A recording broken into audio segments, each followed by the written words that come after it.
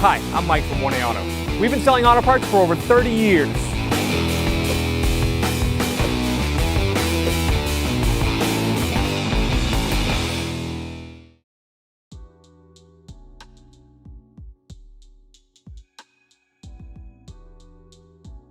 Hi everyone, Sue here from 1A Auto, and today we're going to do a front caliper on a 06 Honda Element. If you need any parts for your car, click on the link below and head on over to 1AAuto.com.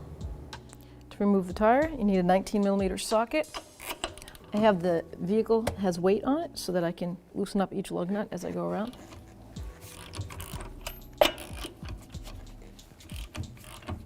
I'm using a 2-post lift. At home you can use jack and jack stands.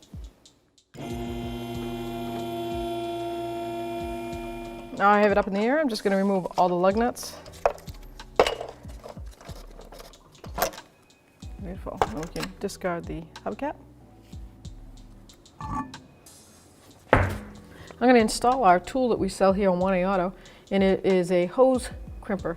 So if you're doing a brake job and you don't want your bleeder screw, once you open it, you don't want to leak brake fluid, you just collapse this with the wing nut. That's going to stop the fluid from coming through. So the first thing I do on any brake job is obviously break open the bleeder screw to make sure it'll free up for when we open it up to push our brakes back. I've got a catch bucket underneath.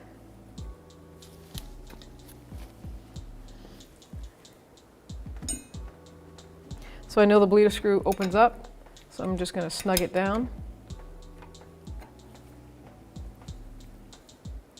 So it'll be ready to open up easily. 12mm socket on the caliper slider bolts. Break that free. I'm going to take both of them out.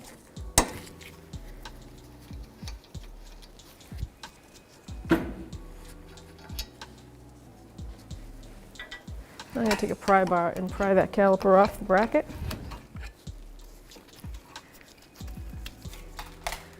There's our bracket.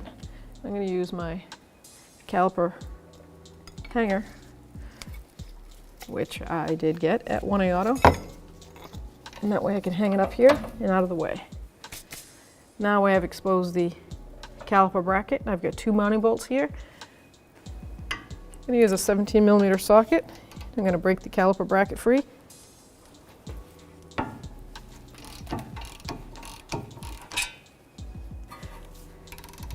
Break the top one free.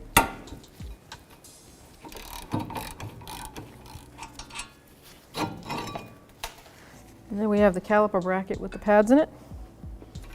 So now I'm going to grab the caliper and I'm going to check it to see if it's any good. I got to push the piston back, just like you do with every brake job. I'm going to push the piston back after I open up the bleeder screw.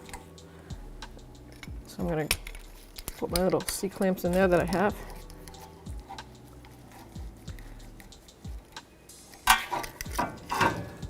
Now I'm going to break open this bleeder screw before I push the piston back in. Okay, now with the bleeder screw open, I'm going to hopefully aim that correctly at the bucket.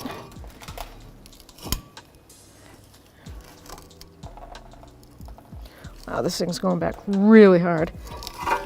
As you can see, it won't go all the way in. It is frozen right there. I am squeezing that, and we know it's not because the flex hose is collapsed. I have the bleeder screw open. So with that bleeder screw open, that piston should go seat itself all the way back flush in the piston because it has no way but to come out this way. So it's not going to retract back in there. So I know that my caliper piston is seized. So I do need new calipers now. So now I have to order a caliper, and I do them as a pair always. So I'll be doing a caliper on the other side. So I'm going to take the front flex hose off now that I know that I have to replace the caliper. Let's see if I can break it free without it attached to the bracket.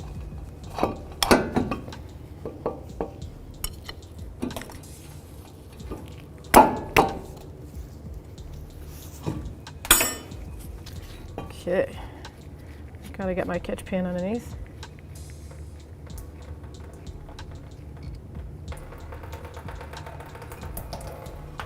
going to keep my banjo bolt for the hose aside because that is going to have to get reused. Most of the time the calipers do not come with new bolts. They'll come with new washers. So now I'm going to get the rotor off, and you can see that this factory rotor is held on with two flat, they get a cone shape to them, seat little bolts.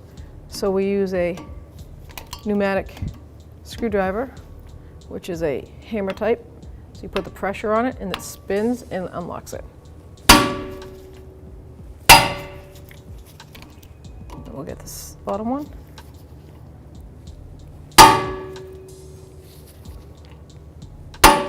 Perfect. You do not have to replace these. Some people will, they break or they strip off and you have to drill them out. It's just a luxury to have the rotor sit flush while you're working on the brakes. So I'm going to hit the hub with a hammer, try to break it free.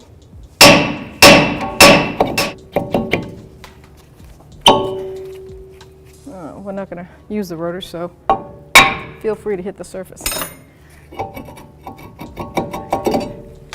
There you have it. Wow. Look at those hard spots. I'm sure they had a brake pulsation. I'm going to clean up the hub surface. First I'm going to spray it with a little brake parts cleaner. Then I'm going to use my wire brush. Get any surface rust off. I just like to make sure I get inside, closest to the hub, the center, where the rust really forms. And as you can see how it held a rotor on pretty good. Here we have our new rotors for our 06 Honda Element from 1A Auto. Got the new pads, and they've got the nice down-cut angle on the edges to stop the squealing and the brake dust buildup. It also helps cool down the pad. The slotted holes from the manufacturer so that you can put the anti-rattle clips in. It also comes with the indicator and already has the shims mounted on the back. The rotor is a nice cross-cut rotor on front and back. It's got the quality mounted cooling fins that come from the factory, same amount that the manufacturer requires. It's got the two seated screw holes for the hub. If you need this part or any other part for your car, click on the link below and head on over to 1aauto.com. So now I'm going to install my new rotor, and it comes with that shipping oil on it.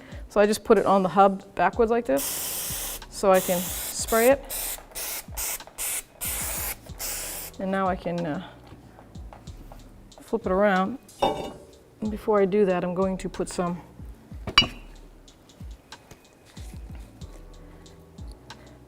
this anti-seize so that it's hopefully the next time someone doesn't have to hammer as hard as I did. Just spread it out. I put it thick on around the hub and then I just go outward with it. Line up those mounting screw. Let's put those on first and then we'll spray it down and clean it. I use the pneumatic screwdriver also to install it. Just bottom it out, give it a nice spin, and hit it.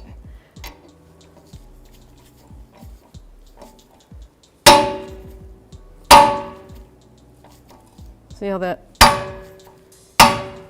it was almost at an angle, so I'll double check both sides.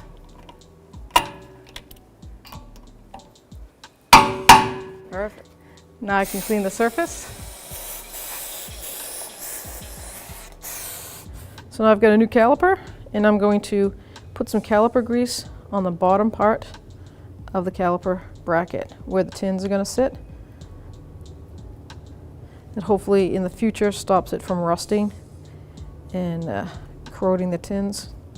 And what happens if you don't put new hardware on, or if you don't take care of underneath where the tins sit? Water gets in there, salt from the New England roads, and the tins, the metal starts to flake, and it puts pressure on the tins and it slides them up. And what that will happen is makes the pads stop being able to slide on a nice smooth surface, It's like becomes a actual frost heave in a sense. And the pads don't move smoothly.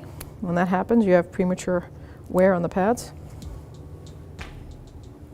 Okay, once those are all seated, now I'm just going to take and slide open, pull one of the sliders out, or both of them, just to see if they put an ample amount of silicone paste on there.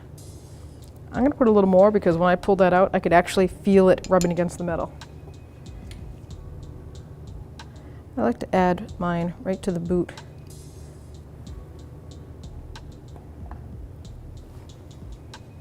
And I'll put some more on this pin. Make sure that I get it on the inside of the line, these wrinkle parts, the folds. That way that silicone will always be in there. You can work it. Push it all the way down and let the air come out. So I'm just going to take a little pocket screwdriver and I'm going to hold that open. There we go. There, I got the air out. That's what I'm looking to do. I'm just going to do the same thing to this side. Now I'm going to install the new caliper bracket on the knuckle. We've got the 2 mounting bolts. I'll start them by hand.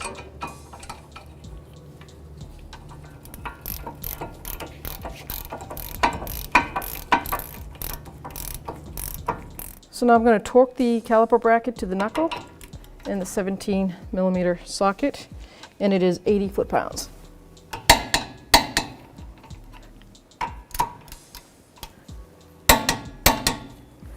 I'm going to install the pads now.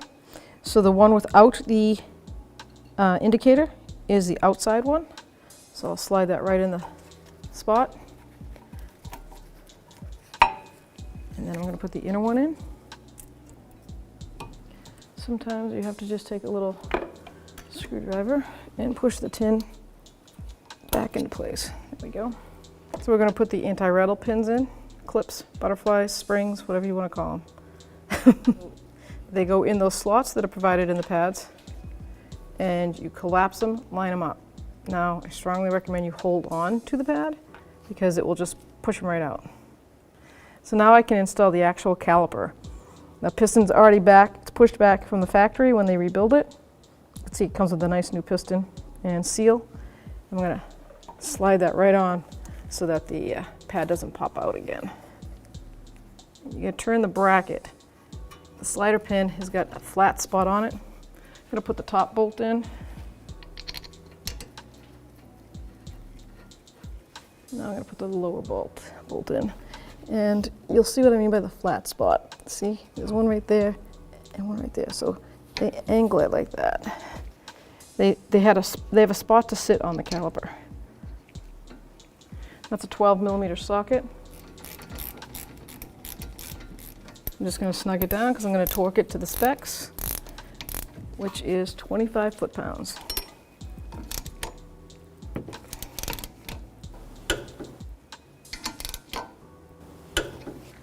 Now it comes time to install the flex hose.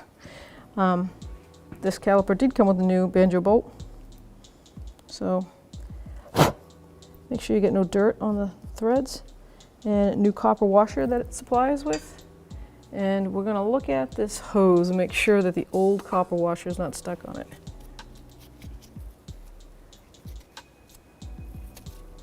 Confirm it several times, and it is right there. So the way I like to do is take the old bolt. Sometimes you can put it right through there, pop that washer right off. Take a rag and just clean the surface. Make sure there's no debris.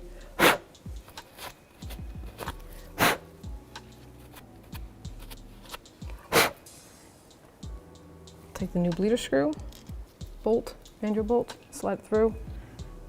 New copper washer on this side. So you got a new copper washer here, new copper washer there. This gives you a nice guide where the hose is going to sit. And you're just going to turn that bolt in. That is a 12mm also.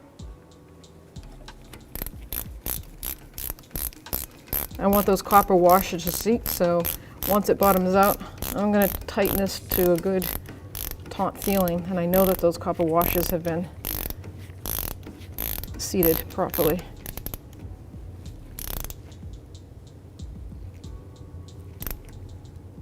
There you go. Now we can undo our tool that collapses the hose, stops it from leaking. Take that off. You can see the rubber bounces right back. Now I'm just going to open this bleeder screw. I got my catch pin still there, and I'm going to gravity bleed this. Once the fluid is coming through, and it's coming through in a good nice stream, there's no air bubbles, I can shut that bleeder screw off. Now that the calipers and pads are installed in the front, I'm going to seat the pads and pump up the brakes.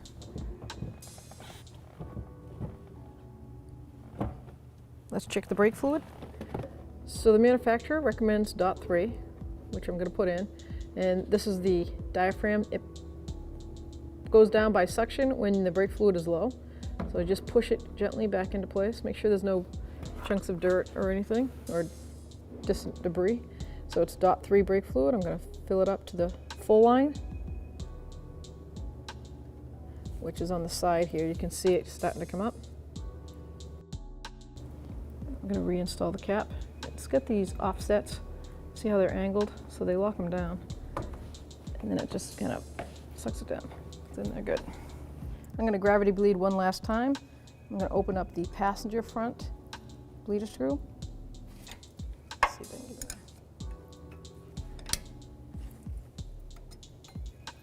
I'm going to make sure there's no air bubbles. Like I said, I've already gravity bled this when I first assembled it before I pumped it up. Steady drip coming out, no bubbles. So I'm going to tighten this up. Clean it.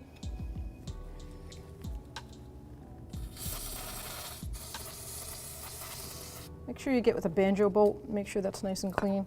Because you're going to want to recheck it after you pump the brakes up one last time. Make sure you don't have any leaks on the gaskets. I'm going to install the bleeder screw cover. Now we're ready to go to the driver's side. Do the same. Light a wrench. Open that up. Oh, a couple air bubbles there. I've got no more air bubbles. I've got a steady drip coming, so I'm going to close up the bleeder screw.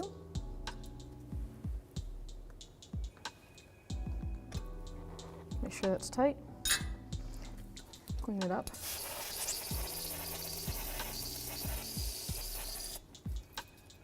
And put my cover back on. Now I'm ready to install the wheels. I'm going to mount the tire again. Grab your hubcap because this particular Honda does not have extra wide cutouts for 3 lug nuts. Set the rim up on the hub and put your lug nuts on.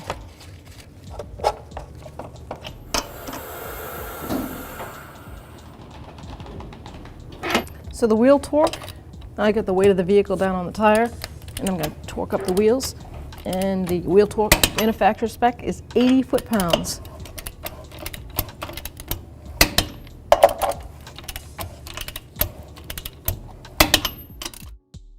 Thanks for watching. Visit us at 1AAuto.com for quality auto parts, fast and free shipping, and the best customer service in the industry.